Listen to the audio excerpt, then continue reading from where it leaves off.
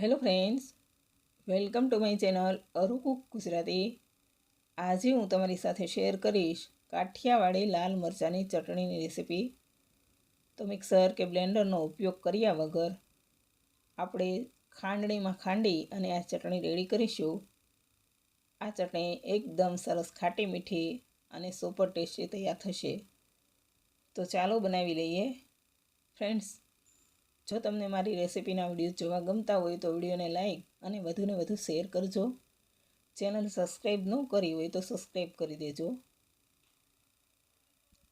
તો ચટણી બનાવવા માટે 3 લાલ મરચાંના બીજ કાઢી અને તેના આ રીતે નાના ટુકડા કરી લીધા છે.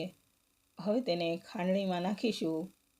હવે 2 નાના આદુના ટુકડા, 1 ચમચી ઝીણું કાપેલું લીલું લસણ, 1 ચમચી ઝીણા કાપેલા લીલા ધાણા, સ્વાદ પ્રમાણે મીઠું, અડધી ચમચી ધાણા જીરું પાવડર અને 1 નાનો ગોળનો ટુકડો નાખી તેને ખાંડી લઈએ. તો આ રીતે ખાંડીને તૈયાર કરેલી ચટણીનો ટેસ્ટ એકદમ અલગ જ આવે છે. તો આ રીતે થોડું અધકચરું ખંડાઈ જાય એટલે તેમાં 1 મોટી ચમચી સિંગદાણા અને અડધા લીંબુનો રસ નાખીશું. હવે ફરી તેને એકદમ સરસ ખાંડી લઈએ. તો આ રીતે ચટણી બનાવવામાં થોડો સમય જરૂર લાગશે, થોડી મહેનત થશે, પણ આ ચટણીનો ટેસ્ટ કંઈક અલગ જ આવશે. આ ચટણીમાં કોઈ વધારે મસાલા ઉમેરવામાં નથી આવતા, પણ તો પણ આ ચટણી ટેસ્ટમાં ખૂબ જોરદાર તૈયાર થાય છે. જો તમે એકવાર ખાશો તો આનો ટેસ્ટ તમે ક્યારેય નહીં ભૂલો.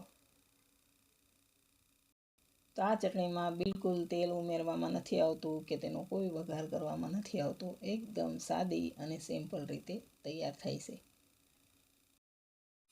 તો ચટણી ખંડાઈ ગઈ છે. હવે તેને પ્લેટમાં લઈ લઈએ. તો જોતાં જ ખાવાનું મન થઈ જાય તેવી ચટણી રેડી છે. આ ચટણી તમે બીમાર વ્યક્તિને આપો તો પણ તેને કોઈ નુકસાન નથી કરતી. તેને જમવાનું ન ભાવતું હોય તો તેના મોઢાનો સ્વાદ સુધરી જાય છે અને જમવાનું ભાવવા લાગે છે. તો ફ્રેન્ડ્સ, રેડી છે કાઠિયાવાડી લાલ મરચાંની ચટણી.